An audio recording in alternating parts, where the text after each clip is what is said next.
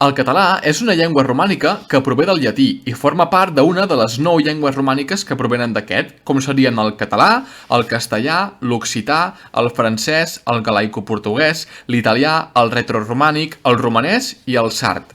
Hem de dir que a finals del segle XIX s'extingeix una llengua que era el dàlmata. Doncs bé, a partir del segle VII és com s'originen els inicis del català. Entre el segle VII i el segle VIII la gent ja no parla llatí, popularment. I no és fins a inicis del segle IX fins a finals del segle XI que es pot dir que el poble ja parla plenament català, tot i que seguia existint una diglòssia amb el llatí. El 813, en el concili de Tours, l'Església demana que es prediqui en català. Doncs bé, en el segle XII, amb la corona d'Aragó, sorgeix el que seria el català escrit. Tenim la primera presència d'aquest en el Fòrum Iudicorum, que és un codi de lleis visigòtic escrit en llatí i en català. I, finalment, el primer text escrit 100% en català serien les homilies d'Organyà. Tot això en el segle XII. Doncs bé, ara veurem l'expansió i la consolidació que es forma a partir del segle XIII, com sabeu, a través de l'expansió de Jaume I cap al sud i cap a l'est. Doncs bé, en el segle XIII hi ha el naixement de la prosa literària catalana i apareix un exemplar que és Ramon Llull. Aquesta persona escriu més de 250 obres. De les més famoses serien Blanquerna, Arbre de la ciència, Llibre de contemplació de Déu, Llibre de l'ordre de cavalleria, etc. També en el segle XIII s'inicia el que és la poesia escrita en occità i també apareixen els textos jurídics en català, com serien els usatges de Barcelona, els furs de València, el llibre de costums de Tortosa i les ordenances dels corredors de la Llotja. En aquest mateix segle, com que hi ha tanta expansió, s'escriuen les dues primeres grans cròniques, que serien la crònica de Jaume I, o també dit Llibre dels Feits, en el 1274, que va ser dictada pel propi Jaume I, i també s'escriu la crònica de Bernat d'Esclot el 1288, que parla de la crònica d'Aragó fins la mort de Pere el Gran, que és el protagonista de l'obra. I així finalitzaríem l'àmbit sociolingüístic en el segle XIII. Ara entraríem en el segle XIV, que és el moment brillant de la literatura catalana, i no haguem de confondre amb el segle XV, que aquest serà el segle d'or. El segle XIV, com hem dit, és el moment brillant de la literatura catalana. Tenim la figura de Pere el Cerimoniós, que crea el lligam entre el poder i la llengua. S'escriu la crònica de Ramon Muntaner, el 1325, que narra els fets des de Jaume I, com hem dit en el segle XIII, fins a Alfons III el Benigne. S'escriu l'última de les 4 cròniques importants, que és la crònica de Pere el Cerimoniós, el 1386. S'escriu en 7 llibres i parla des del regnat d'Alfons III el Benigne fins al seu regnat. També, en el segle XIV, es reforma la Cancelleria Reial durant el regnat de Pere el Cerimoniós. I, com a figura important, també destacar Bernat Metge, que és el secretari de Joan I i Martí I. Doncs aquest tradueix les obres clàssiques i escriu Lo Somni, el 1399, que és una de les obres a tindre en compte també. Un cop hem vist el segle XIV, entrem ja al segle XV, el segle d'or de la literatura catalana. Aquí apareix l'humanisme i apareix també el Renaixement. S'inventa la impremta i apareixen figures tan destacables com Ausiàs March, que és el primer poeta que escriu en català, Joanot Martorell, que escriu la famosa obra Tirant-lo blanc, Ruiz de Corella, que és l'últim poeta de la literatura clàssica catalana, i Jaume Roig, que escriu L'Espill, o també anomenat Llibre de les Dones.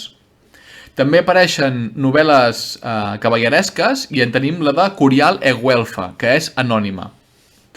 Bé, doncs, amb la unió dinàstica dels Trastàmara, la llengua dels monarques i de la cort passa a ser el castellà. I aquí es finalitzaria el que seria el segle d'or de la literatura catalana. Doncs bé, després d'aquest gran ascens, comença el retrocés de la llengua. Tot s'inicia en el segle XVI i en el segle XVII. Bé, hi ha una influència castellana bastant potent, amb l'esplendor d'obres literàries com la de Cervantes, Lope de Vega o Quevedo. També tenim que Joan Boscà canvia de llengua i passa del català al castellà. Hi ha una molt alta producció de llibres en castellà, com hem dit arrel dels Trastàmara. També apareix una guerra, la guerra de les Germànies, que eren agermanats i camperols, són vençuts per l'aristocràcia i aquests, els vencedors, fan servir el castellà. I també, com a factor castellanitzant, hi tindríem la Inquisició. Doncs bé, en aquests segles, en el segle XVI i el XVII, hi ha una forta diglòsia del català. S'hi perd la confiança en aquest. Tot i que, el 1557, Cristòfor Despuig escriu Lo col·loquis de la insigne ciutat de Tortosa. En literatura popular s'escriuen romanços, cançons i literatura eròtica en llengua catalana. Doncs bé, amb el Tractat dels Pirineus es prohibeix el català a les terres conquistades. I ara ja passaríem al segle XVIII, tot i que seguiríem estant en aquest retrocés. En el segle XVIII hi tenim el famós Decret de Nova Planta, que anul·la oficialment el català i el prohibeix. Apareixen diccionaris i tractats d'ortografia a mans de Carles Ros i Josep Ullastre, entre d'altres. El baró de Maldà i Rafael d'Amat Cortada escriuen Calaix de Sastre. Repartim aquests noms perquè són complicats, Baró de Maldà i Rafael d'Amat Cortada escriuen Calaix de Sastre. Per últim, en aquest segle hem de destacar Joan Ramis i Ramis, que escriu Lucrècia al 1769 i Rosaura al 1783. Doncs bé, és fàcil d'entendre-ho perquè Ramis i Ramis reparteix cognoms, escriu dues obres que no repeteixen però que nombren noms de dona, que és Lucrècia i Rosaura. Bé, fins aquí tindríem el retrocés de la llengua, que aniria del segle XVI al segle XVIII, i ara començaríem en el segle XIX una recuperació lingüística. En el segle XIX, com hem dit, es manté aquesta diglòsia i es vol recuperar els signes d'identitat. Doncs bé, què és aquesta intenció de recuperar signes d'identitat? Doncs no és res més que la Renaixença. Apareix la Renaixença i el catalanisme polític, i amb ells una consciència lingüística. El 1833, Bonaventura Carles Aribau escriu Oda a la Pàtria, que és la que dona inici a la Renaixença. Per això es diu que aquest moviment comença el 1833. Bé, quins eren els objectius de la Renaixença? Molt ràpid. Doncs eren reconstruir l'edat mitjana, divulgar clàssics medievals, recollir la literatura popular, potenciar tots els gèneres literaris, crear noves institucions i normativitzar i normalitzar la llengua catalana. Dins d'aquest segle XIX, el 1859, es restableixen de nou els Jocs Florals, a mans de Joaquim Rubió, Manuel Milà, Víctor Balaguer i Antoni Bofarull. El 1886, Valentí Almirall escriu Lo catalanisme. No oblidem que estem dins de la Renaixença. El 1892, Unió Catalanista presenta les bases de Manresa. El 1913, la revista L'Avenç porta a les normes ortogràfiques que publicarà l'Institut d'Estudis Catalans. I com a autors destacats hem de nombrar Jacint Verdaguer, que escriu L'Atlàntida i Canigó, Àngel Guimerà, que fou un dramaturg i poeta, Narcís Oller, que fou el primer novel·lista modern català, i Frederic Soler, que també és nomenat Serafí Pitarra, que fou un dramaturg de la Renaixença. Doncs bé, després d'aquesta recuperació de la llengua catalana que hem vist en el segle XIX, en el segle XX hi tenim ja una normativització de la llengua. Aquesta normativització implica normes, implica que es començaran a escriure els primers diccionaris, etc. Del 1900 al 1939, el català es fa servir com a ús social. Entre aquesta etapa hi tenim el 1906 una cosa molt important, que és el primer Congrés Internacional de la Llengua Catalana, amb figura destacada mossèn Antoni Maria Alcover. Aquest congrés va aplegar 4.000 congressistes i 3 seccions, que foren filologico-històrica, literària i sociojurídica. Un any després, el 1907, Enric Prat de la Riba funda l'Institut d'Estudis Catalans. El 1913 comença l'etapa de publicacions de Pompeu Fabra, i aquestes són molt lioses i solen sortir a examen. N'hi ha 3, val? Les nombraré primer per ordre i després les repetirem. 1913. Pompeu Fabra, primera obra que escriu és les normes ortogràfiques. Després, el 1917, 4 anys després, escriu el Diccionari ortogràfic. I un any després, el 1918, escriu Gramàtica catalana. Doncs bé, recordem, el 1913, normes ortogràfiques, el 17, Diccionari ortogràfic i el 18, Gramàtica catalana. El primer seria ortogràfic, i després ja és el cúmul de tot, que seria la gramàtica catalana. El 1926, mossèn Antoni Maria Alcover i Francesc de Borja Moll escriuen el Diccionari català-valencià-balear.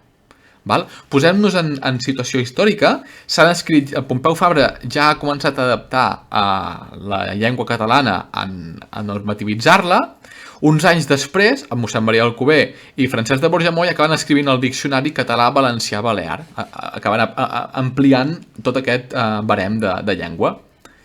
El 1931 s'inicia la Segona República, on l'ensenyament del català a les escoles és present i també en els mitjans de comunicació. En aquest any, Francesc de Borja Moll publica l'ortografia mallorquina segons les normes de l'Institut. L'hem vist anteriorment, el 1926, amb el Diccionari català-valencià-balear, doncs ara el veiem amb l'ortografia mallorquina segons les normes de l'Institut. El 1932, Pompeu Fabra reapareix i escriu el Diccionari General de la Llengua Catalana. Sabem que es distingeix dels altres perquè li introdueix la paraula general. Ja no són normes, ni és un diccionari normal, ni és la gramàtica catalana. Ja és el Diccionari General de la Llengua Catalana, que també és conegut com les normes de Castelló. Recordem, Pompeu Fabra té un paper molt important a les 3 obres i al cap d'11 anys torna a aparèixer. Del 1939 al 1957 tindríem el franquisme i la persecució del català. S'aboleixen les institucions com la Generalitat o l'Institut d'Estudis Catalans i el 1961 es crea Òmnium Cultural, d'acord? 1961, dins l'etapa del franquisme. Del 1975, amb la mort de Franco, fins a l'actualitat, tindríem diverses figures amb diverses obres a destacar i les anem a nombrar en un moment. Tindríem Joan Coromines, que escriu el Diccionari etimològic i complementari de la llengua catalana. Francesc de Borja Moll reapareix de nou i escriu la Gramàtica catalana, d'acord? Té el mateix nom que el llibre que va escriure Pompeu Fabra el 1918, doncs aquest és uns quants anys després i és de Francesc de Borja Moll. Manuel Sanchis i Guarner escriu Aproximació a la història de la llengua catalana. Enric Valor escriu Curs mitjà de gramàtica catalana. Antoni Maria Badia escriu Gramàtica històrica catalana. Germà Colón escriu El léxico catalán en la Romania. Joan Beny escriu Introducció a la dialectologia catalana. I per últim, Joan Solà escriu Estudis de sintaxi catalana.